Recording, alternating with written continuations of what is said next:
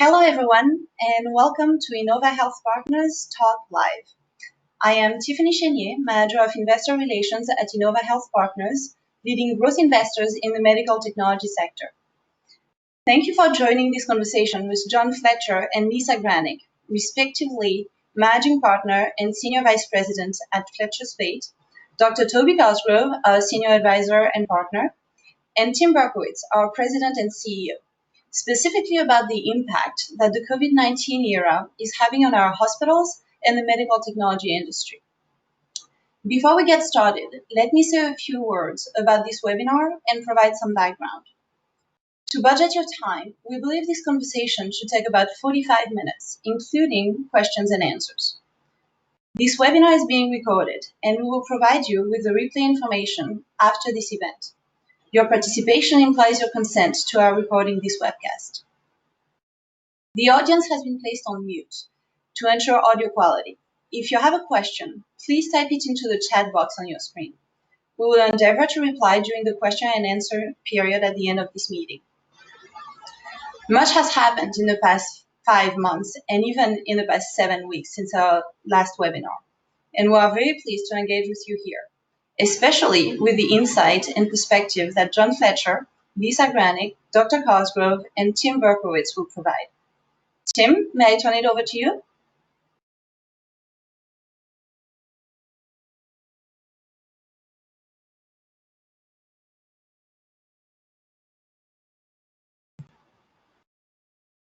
Tim, you're on mute.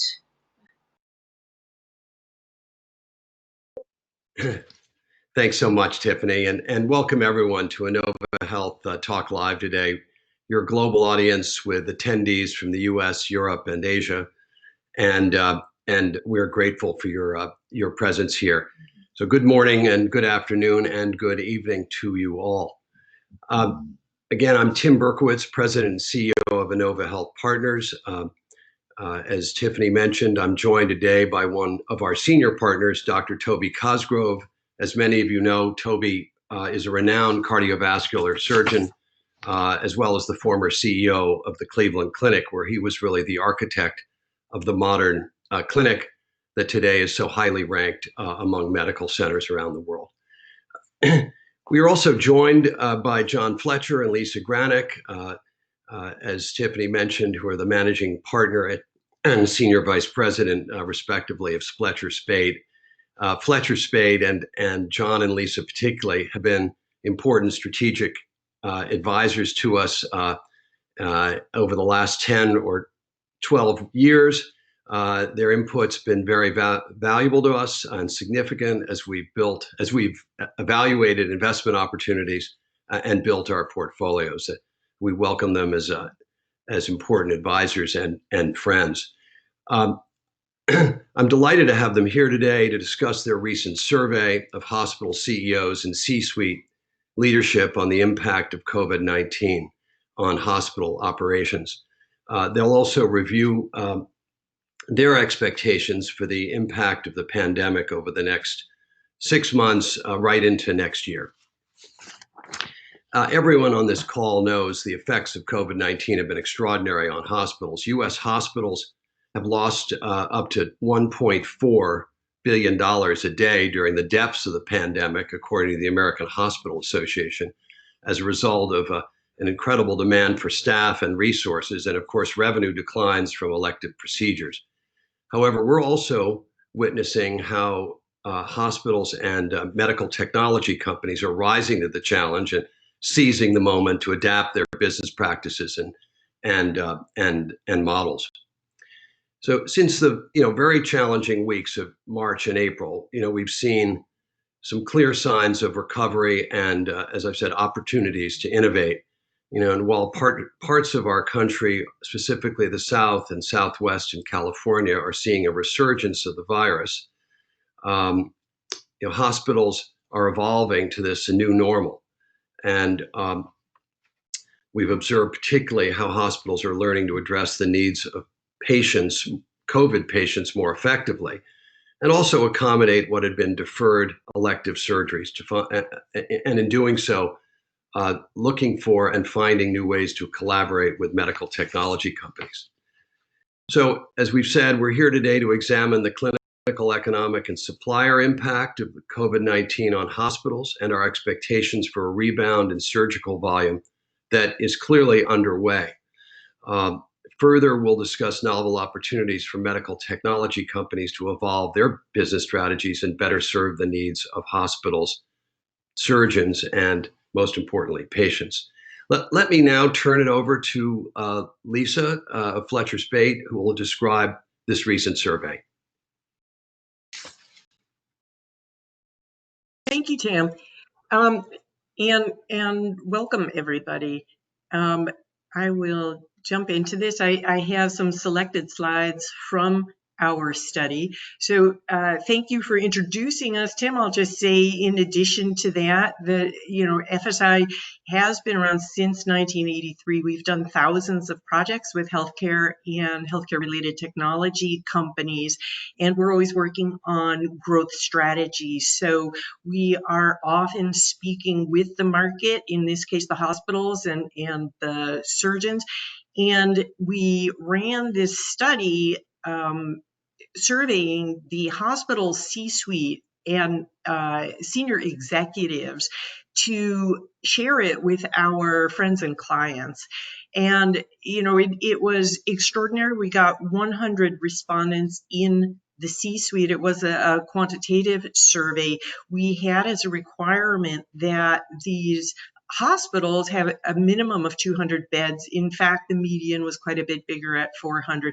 It was approximately an even mix of major academic centers, other teaching hospitals, and non-teaching community hospitals. And we screened the participants for equity ownership in freestanding outpatient surgery centers and physician groups. So we wanted real health systems and not, small rural hospitals. And then in July, we ran a follow-up survey. This time we had 33 in the C-suite and also 30 independent, also non-health system affiliated ASTs. Oh, no. Hold on.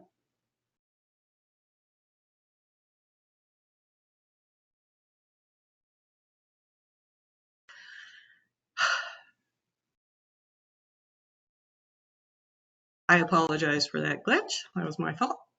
To the results of our survey, a large majority of the health system execs expect a return to normal procedure volume by late this year or first quarter next year. And the question that we asked was the anticipated timing for return to normal volume of both urgent and deferrable elective procedures. And the results here are the latest ones from the July survey. And what I'm showing is just the answers from the health system C-suite, although honestly, the answers from the surgery centers were quite similar. And what we're seeing is that on the urgent elective procedures, they're expecting a return to normal volume, 84% of them by the first quarter of next year, and the deferrable, slightly smaller fraction of them. And I can say, yes, we will share copies of this presentation and any other slides that are shown with the attendees later. You can also note that we asked what fraction of procedures in a large number of surgical segments were considered to be elective, and in fact 60 to 75% across the board were considered urgent elective, and that was consistent whether we were speaking about cardiac surgery or orthopedic surgery, and a large number are considered urgent. We asked the participants what factors would influence the prioritization when they're ramping up and there's a large backlog, and how do they prioritize what gets done? And physician input was deemed the top factor, with 84% saying that was important or very important to their decisions about how to ramp up these procedures. And I think that's good news for the medtech companies, because the surgeons are the champions for these products and devices that they're selling into the hospital. And we took that as a good sign.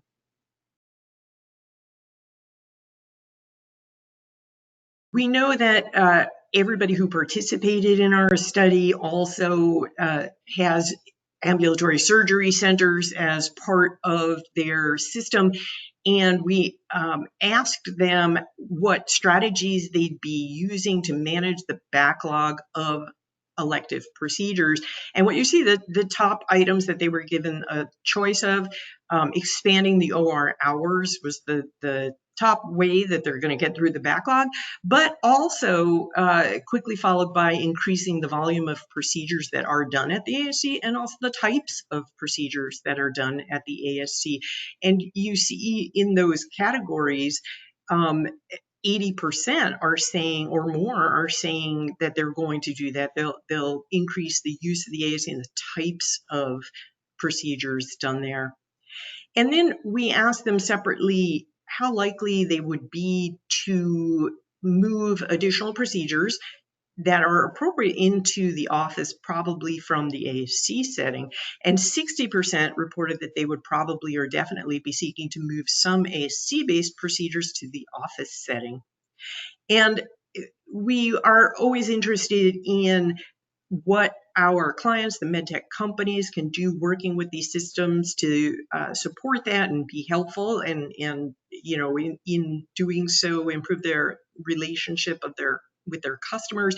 73% reported they would probably or definitely be interested in vendor support to create and execute this strategy.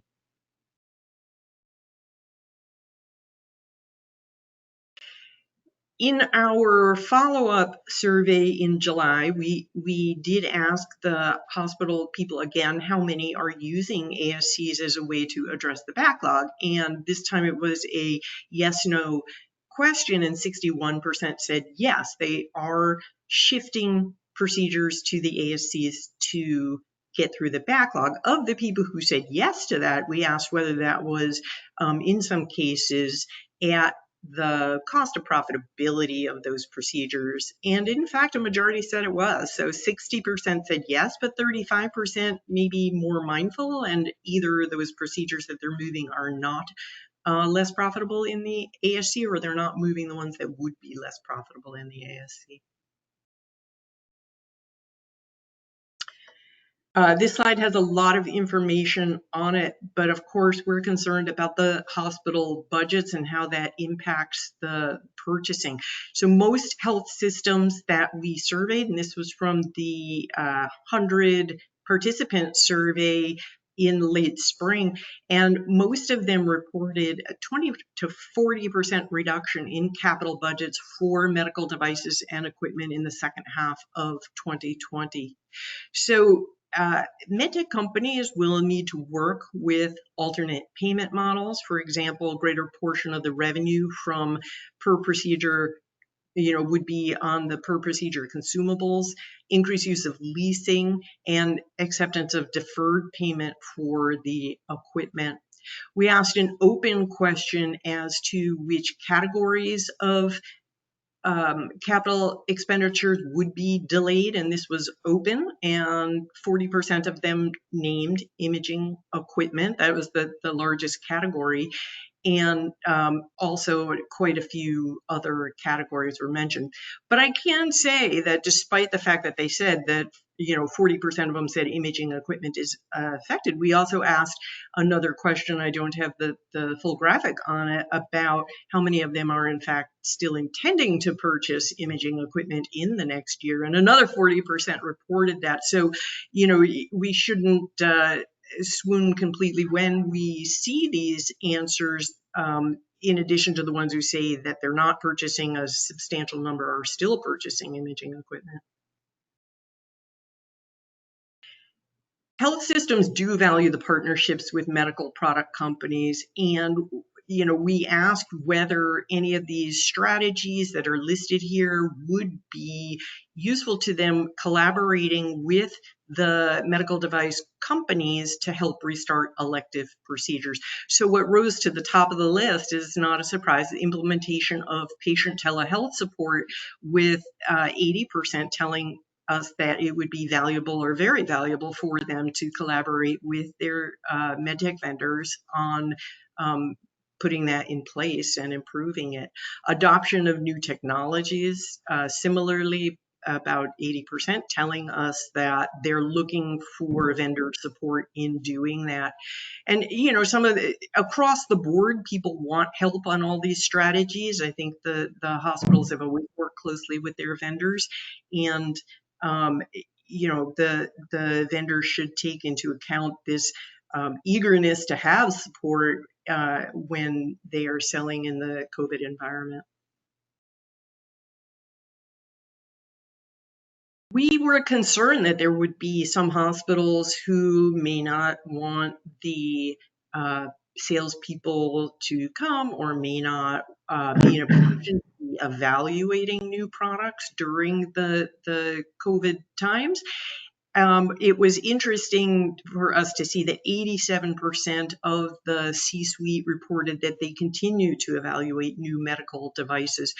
But there may be some differences in sales rep access to the ORs. So 83% of them told us that medical device sales reps have continued access to the OR, albeit in their comments they let us know that there are strict guidelines, there's temperature taking and screening and COVID testing, in fact. So, not completely without restriction as appropriate, but the vast majority of them are still entertaining vendors' entry to the OR. This pie chart reflects an open question, and there's a lot of small type on the page that I apologize for, but you will have access to these slides later. So we asked them about permanent changes in health system relationships with medical device and equipment vendors as a result of COVID. And the most common answer, and this was an open question, so people were free to tell us what they wanted, increased remote communication was by far the biggest answer. But interestingly, followed by almost a quarter of people saying there wasn't really going to be much of a change.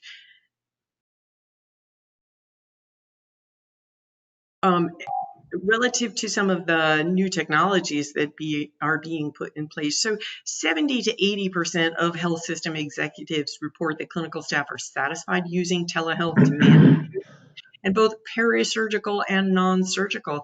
So at the top, the two pie charts are showing on the left side the health system C-suite respondents, and on the right side, the ASC senior administrators at independent ASCs.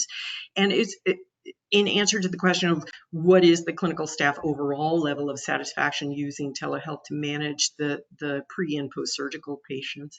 So at hospitals, really, almost 80% are very satisfied or satisfied. Nobody reported being not satisfied, although in the ASC, some of them are not satisfied. It may be a reflection of lower investment dollars or lower technical capabilities to put these things in place.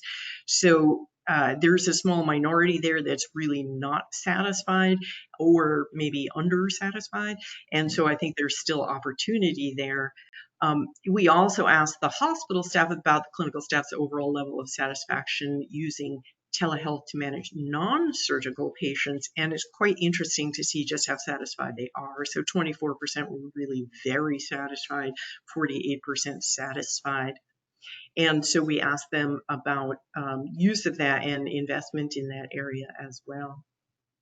So what you see in the upper left, and I think Toby may be able to comment on this later as well, the expected frequency of virtual patient visits post-COVID-19. We asked our question relative to the peak during the COVID times. So for context, we have spoken with a few hospital systems who said they went from, low hundreds or under 1,000 visits in a week to tens of thousands in a week. So that gives you an idea. It's orders of magnitude different from pre-COVID to during COVID. And the question we asked them was, okay, where is it going to return to? And almost nobody expects it to go back to those pre-quarantine levels. The median is to going back to half of the peak level in terms of their expectation.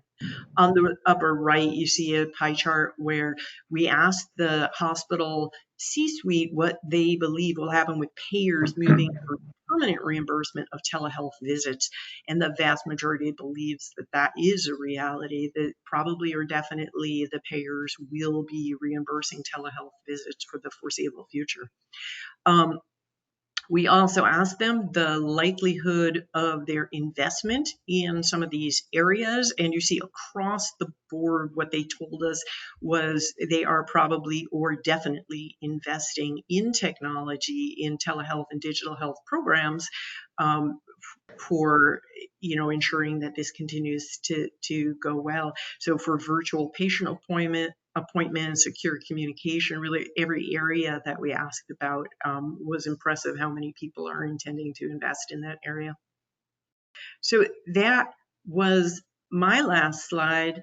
And I wanted to bring Toby into the conversation and hear, Toby, what is your reaction to this survey and to these results, and what have you seen?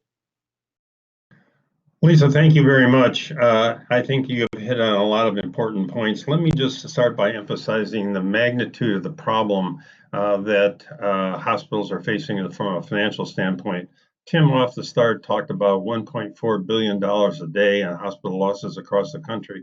Just to put it in perspective for us, at the Cleveland Clinic, it was $100 million a month in losses, which was very substantial. And you put that against the fact that 20% of the hospitals in the country right now are running in the red. I think it emphasizes the magnitude of the financial issues which we are dealing with. Let me just talk a little bit about the return of patients. Across the board now, we're about 90% of the Cleveland Clinic across its entire organization is about 90% back to its budget and its pre-COVID levels. It's interesting that hospitalization is at the 90% level. Outpatients have come back much more slowly than they're only at about 80% of what we expected. As you begin to ask the patients why they are not coming back, we find some interesting issues that have emerged over that period of time. A significant number of those were not coming back, because they were afraid to come back to the hospital because of COVID. And the second issue that they cited was loss of insurance, which was a major concern for them. Interestingly, the factor which really spurred patients to return to their visits was a call from physicians. So physicians have a very major part to play in bringing people back to the hospitals and assuring them that they will be safe going forward. Let me just comment a couple of things about what you mentioned in telehealth.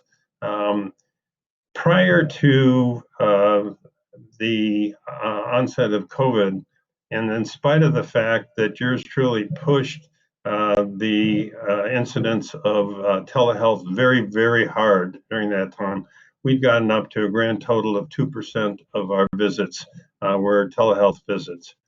At the height of the pandemic, it reached over 60% of the visits were done with telehealth.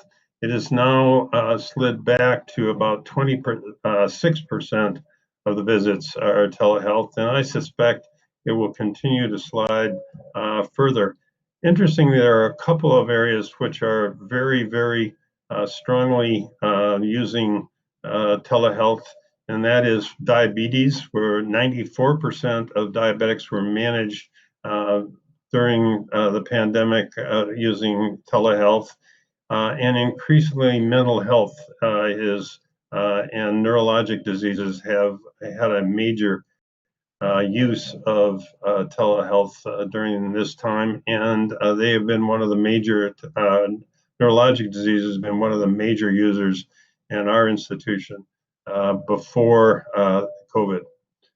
So let me turn it over to John, who can tell you a little bit about the implications of our findings in your survey. Well, thank you, Dr. Cosgrove and Lisa, for setting up the the situation in from the point of view of the hospital, and speaking then a little bit about the implications for medtech companies. It's clearly a tough time for the medtech industry.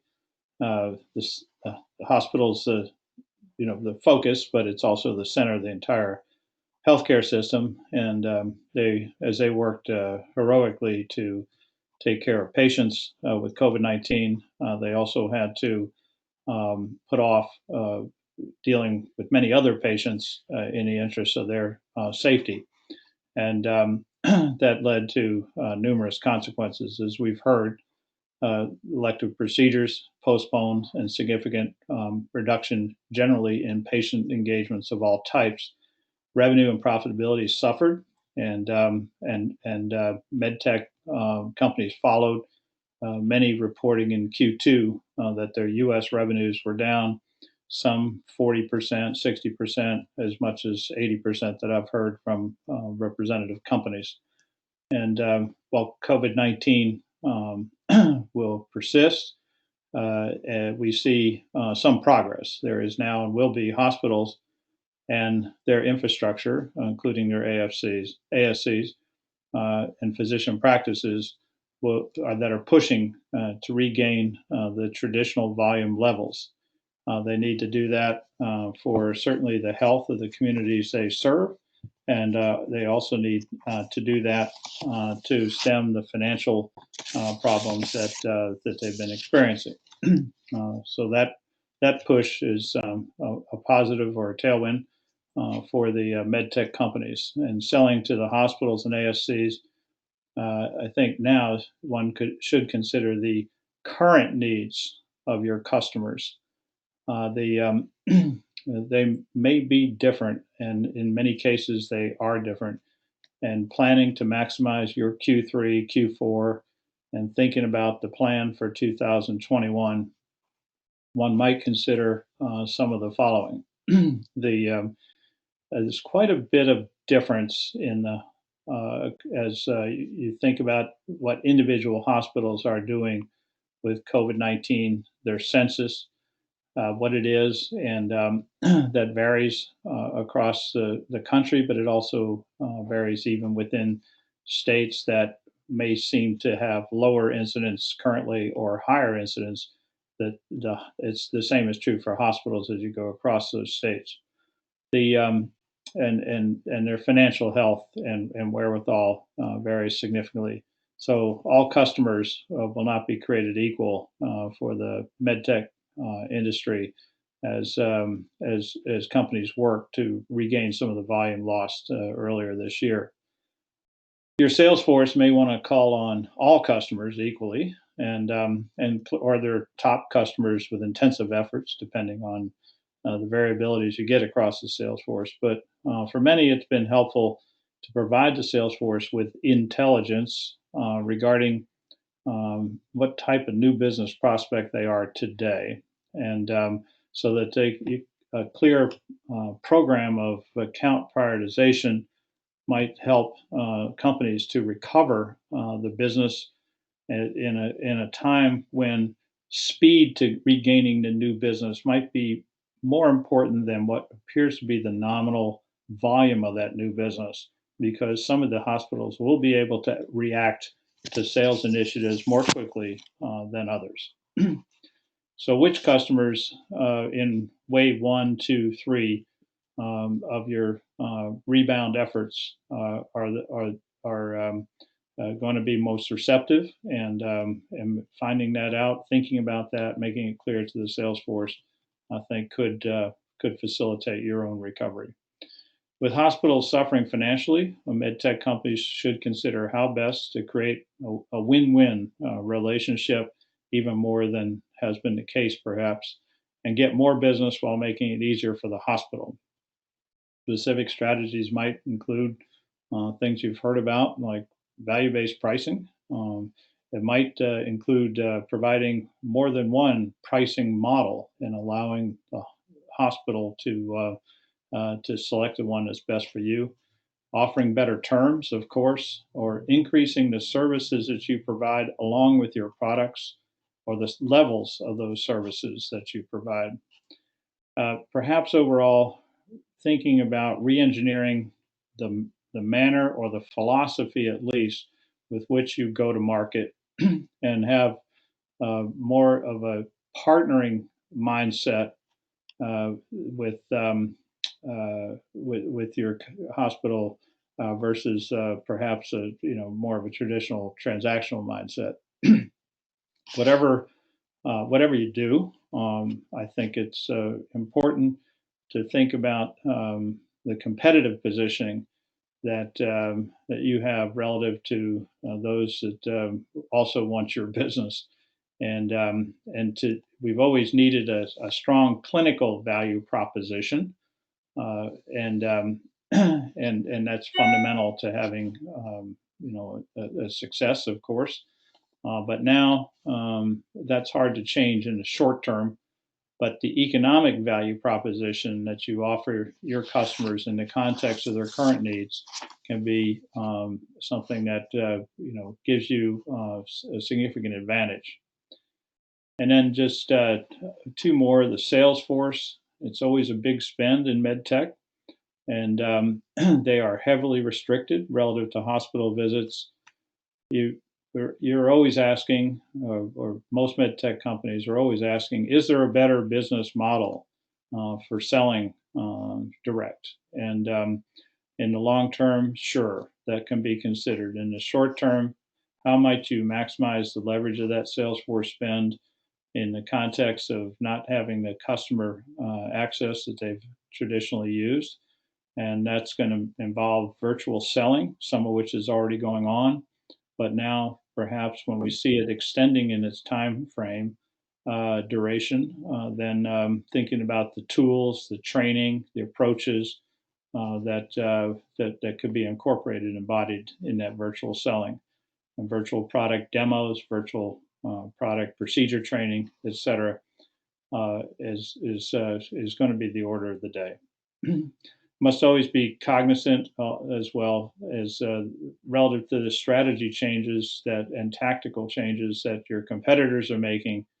The current situation encourages change and regarding how people go to market, and and so while you're developing your alternatives for improving and capitalizing on the rebound here going forward. So with your competitors, and so that's certainly an important consideration over the next few months. Let me turn to Tim, who, in the context of running InnovaHealth, from an investor perspective, what do you think will be the biggest priorities for companies addressing the challenges that we've been discussing this morning? Thank you, John. I really appreciate those remarks you made. I'd say the immediate priorities for the medtech industry are capital availability, and of course, and as you suggested, hospital and surgeon access. As growth investors, we ensure that our companies are well capitalized to address downturns, but are also well positioned for long-term growth. One of the things that we're recognizing and want to highlight here is how quickly certain companies have responded, and with great creativity. They're really seizing the day. We're seeing new strategies for remote marketing, as you suggested, obviously webinars of all kinds, tools for surgeon education, for employee training, that are really having an impact, both domestically in the U.S. and also on a cross-border basis with with other big markets in Europe, et cetera, and Israel. We're also seeing some recruiting of talent, where some big companies have turned over their staffs, and there's some very well-equipped potential recruits to independent companies. Also, we're seeing companies adopt strategies for new product development and product launches during this period by engaging surgeons very effectively. So we are very much encouraging these efforts at all our companies, and we're seeing real results here. As far as, and I know other people are as well, as far as how this applies to InnovaHealth in our portfolio, what's of critical importance to us, and it relates to our central approach to medical technology investing, is our focus on innovation and differentiated technology. These are the linchpins to growth in an environment where hospitals are financially constrained, and this is leading to a very effective sort of resurgence and traction in the market as hospitals recognize these are essential parts of their being able to deliver care effectively and with the right healthcare economics. So we invest in technologies that improve patient outcomes while reducing costs and facilitating safer and more accessible procedures that, as you said, and as Lisa reflected, involve not just hospital-based procedures, but also outpatient or ambulatory surgery center related activity. So as I said, we're encouraging our companies to adopt all new strategies for remote product development, product launches, and virtual service, education, and surgeon interaction. We're also seeing a high level of activity as medtech companies are looking to finance their growth, especially during this time. We welcome new opportunities that any of you see, and valuations are attractive at this time, and we expect to close several investments this year. In addition to the investment capital we've available from our newly raised fund, we have a strong clinical network and those are of advisors in the U.S., clinical advisors in the U.S. and Europe, which provides access to key opinion leaders, as well as large relationships with large corporates. And we like to collaborate with, as our friends know, with venture funds and investment funds, as well as executive leaders who seek strong partners who can provide capital as well as insight into their company's activities. I'd like to ask everyone to get on, join John and me on camera and off mute, and just go to some questions here that we ask, and go around the table. And first, Lisa, can you provide any more details and insight on sort of predictions you have for the second half of the year or early next on procedure volume and activity? Tim, we know what we know because we ask a lot of people good questions, and that's how we work at Fletcher Spaght. And we asked about 160 hospital and health system and ASC executives what their forecasts were for this year. So that 80 to 84% return to normal volume rings true to me, because that is the way econometric research is often done, right? You ask a large group of knowledgeable people what they're forecasting for their business, and average it together, and you get the best answer. But I can also say it rings true because Toby agreed with it. So he is a senior leader in a very large system, and had similar findings. And then we speak with physicians every day on projects that we're doing, and we have heard that procedure volume is largely returning. And lastly, I can say a cardiac device company that I'm very close with does only, their devices go into elective procedures 100%. And they already report already now, by the end of June, we're reporting close to 80% of their pre-COVID volumes in the US and 95% in Europe. So I think this will vary with local conditions, but it rings true to me what these hospital leaders said. Yeah. It rings true to me as well. Some companies we're close to are seeing a resurgence of business in sort of in the June timeframe, July timeframe that is very, reflects often sort of sales that they haven't previously seen, which implies some deferred surgeries are getting done that had otherwise been delayed. Toby, you mentioned this a bit earlier, but in terms of raising consumer and patient confidence about going back to the healthcare settings, is there anything additionally you'd like to add to your remarks? Well, I think quite clearly hospitals have learned how to control this infection within the hospitals. And we have been able to absolutely guarantee that none of our employees have been infected in the hospital, which is really speaks, I think, to the safety of the hospital in terms of bringing patients back. This is important, I think, to point out to patients that hospitals now have learned how to deal with this and are safe. And however, it does have major implications as far as visitors are concerned. Certainly, salespeople have not been returning in the same way that they have been in the past.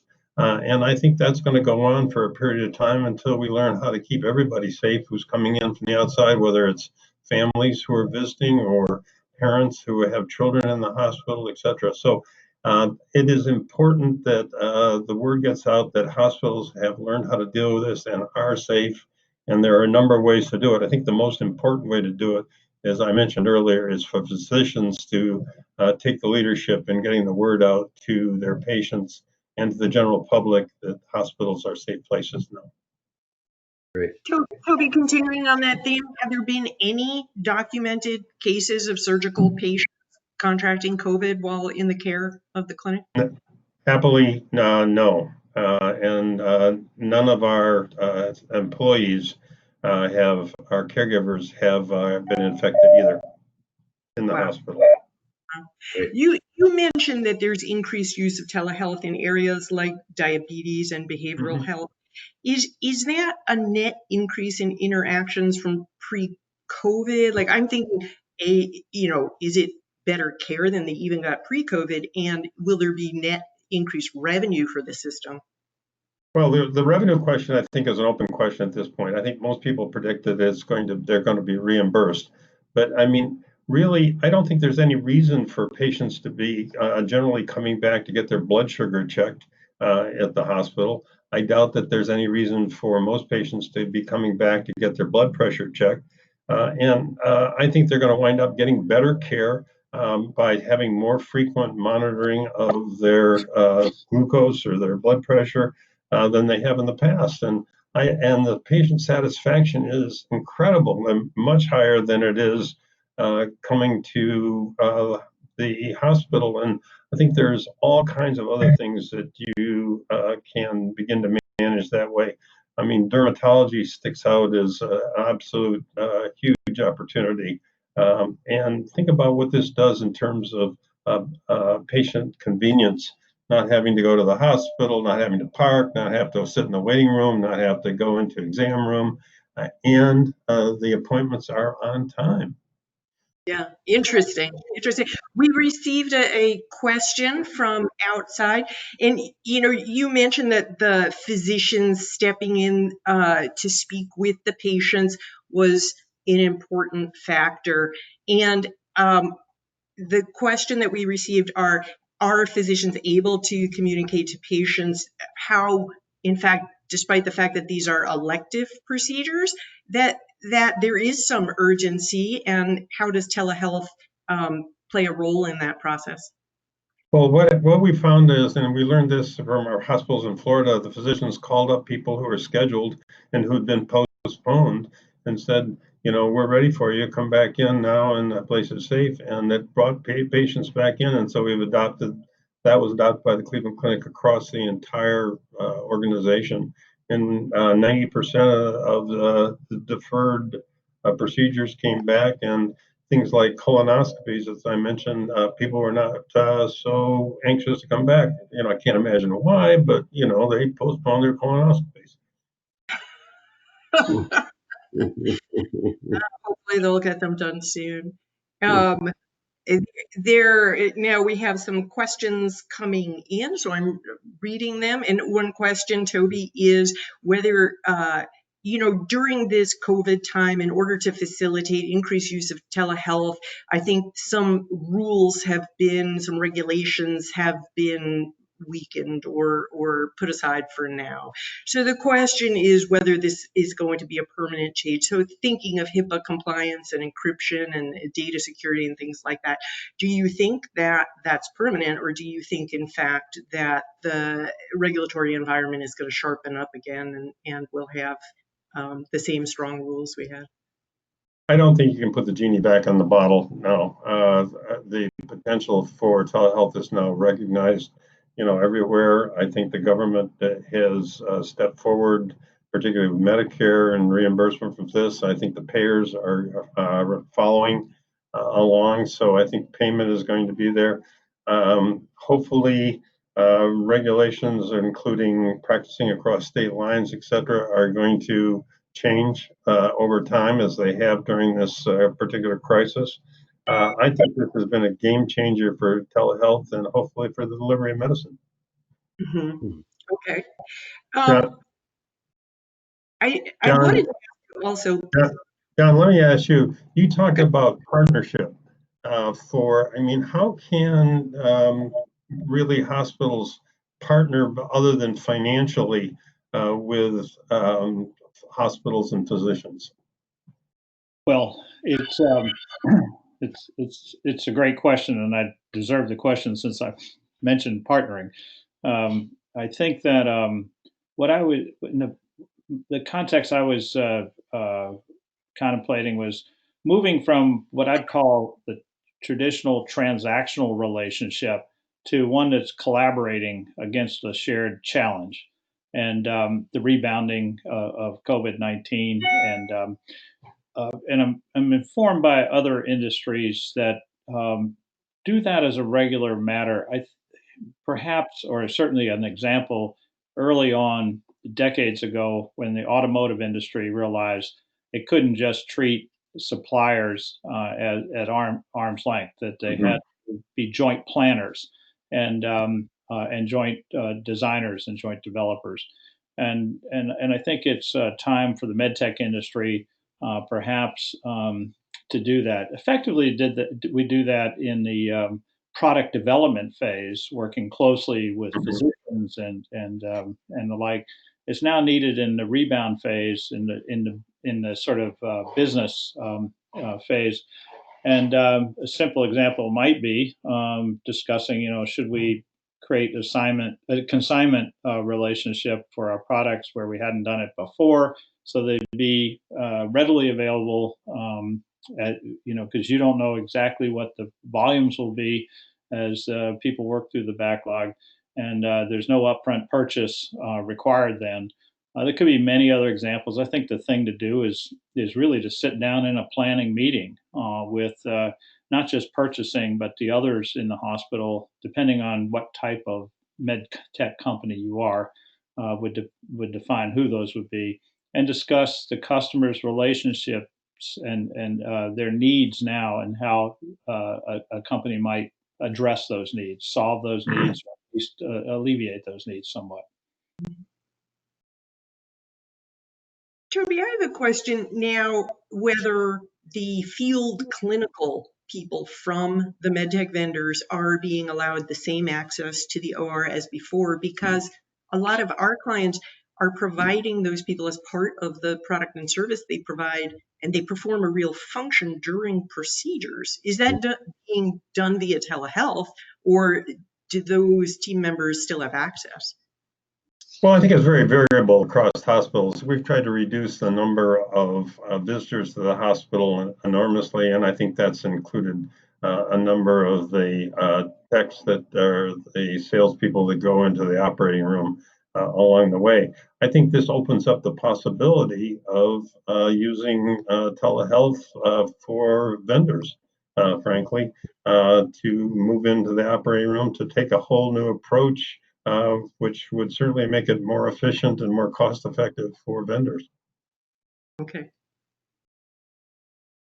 Yeah, it would be cost effective. Right. And we, Lisa, we agree with Toby.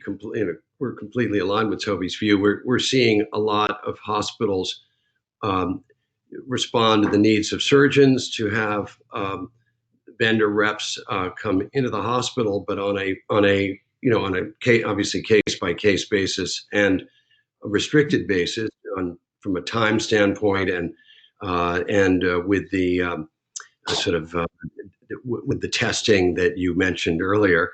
But it is very much dependent on the hospital itself and of course the surgeon requirements, which is really what is it that they need to do to generate the best outcomes. So we're seeing. One of the things that surprised me is we have not seen a surge of backup cases like we anticipated.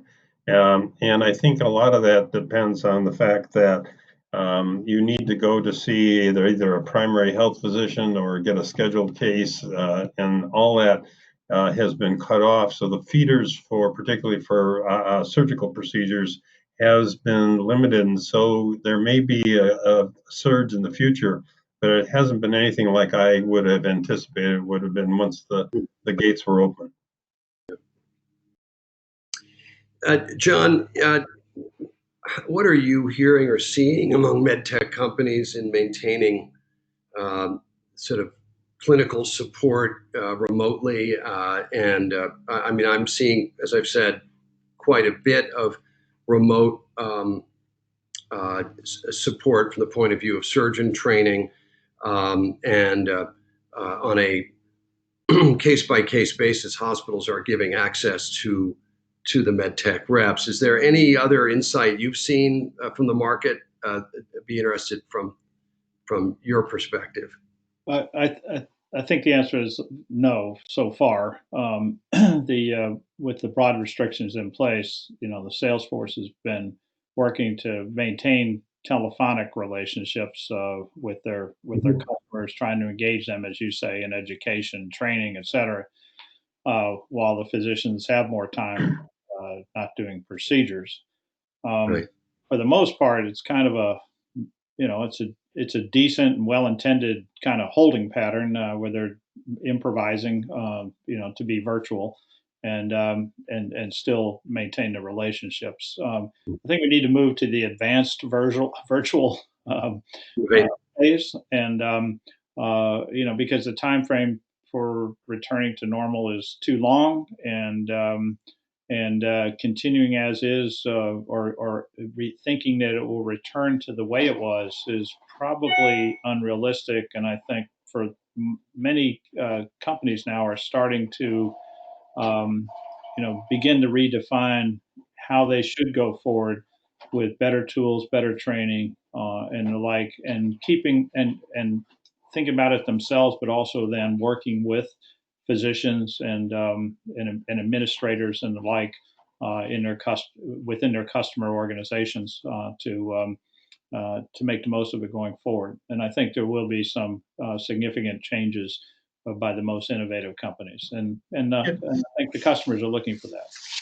Yeah. So let me just add, can you imagine what it's going to be like if there's no American College of Surgeons meeting this year, and it's all virtual?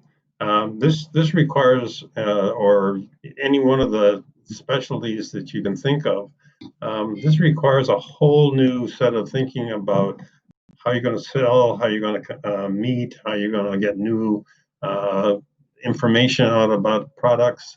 This is an opportunity to really innovate. Right. And in that context, Toby, I know one company who says we used to do 12 medical meetings a year. We can't go to any of those. The money we save, we're going to actually cover 40, I think it was 44 meetings this year, for less than we would have spent going to the 12. Whether that's right or not, it's indicative of a new way of thinking about how you get in touch and stay in touch with your customers. Right. One question come up is Toby, how might medtech companies best capitalize on this shift to doing more procedures at ambulatory surgery centers and office settings, as hospitals work to change the site of care wherever possible? What is your sense of that?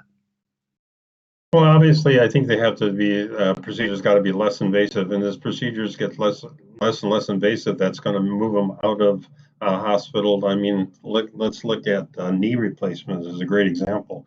That used to be a hospitalization for 5 days and then going to rehab. Now it's a hospitalization or an outpatient facility and going home that same day. And so as procedures become less and less invasive and more catheter based, I think you're going to see the potential for moving to ASCs and ultimately to home care and office visits. It's just a natural progression, and I think it's fabulous for the patient and an adoption that providers are going to have to adopt to. Yeah, that makes sense. I'm looking at the clock, and we have run over, but I want to thank all of you very much, Lisa, John, Toby, for working with us, Toby and myself, on this webinar. It's been a terrific collaboration. I felt that our discussions about how hospitals are restoring their financial well-being by recognizing innovation and effective technologies as being central to optimizing patient outcomes and medical economics, and most really continue to dedicate their capital investment programs to innovative products, I think, as being the sort of central takeaways. Tiffany, anything else you'd like to add at this point? Yes, thank you, Tim. As mentioned earlier, we will make a recording of this webcast available on our LinkedIn page as well as on the IH Interest section of our website. And we will also send that to you via email. We want to thank John Fletcher and Lisa Granick of Fletcher Spaght for sharing their survey results and understanding of how hospitals have been impacted by COVID-19 and the implications of those changes for medtech. We will be having our next webinar at 10 a.m. Eastern on September 10th, when Dr. Cosgrove and Tim Berkowitz will welcome the CEO of Edwards Life Sciences, Mike Musselham, to learn about how the company has adjusted their business practices in response to COVID-19 and to get his insight into the long-term implications of the pandemic. So we hope you can join us then. Thank you all for joining today, and we look forward to being in close touch. Stay safe.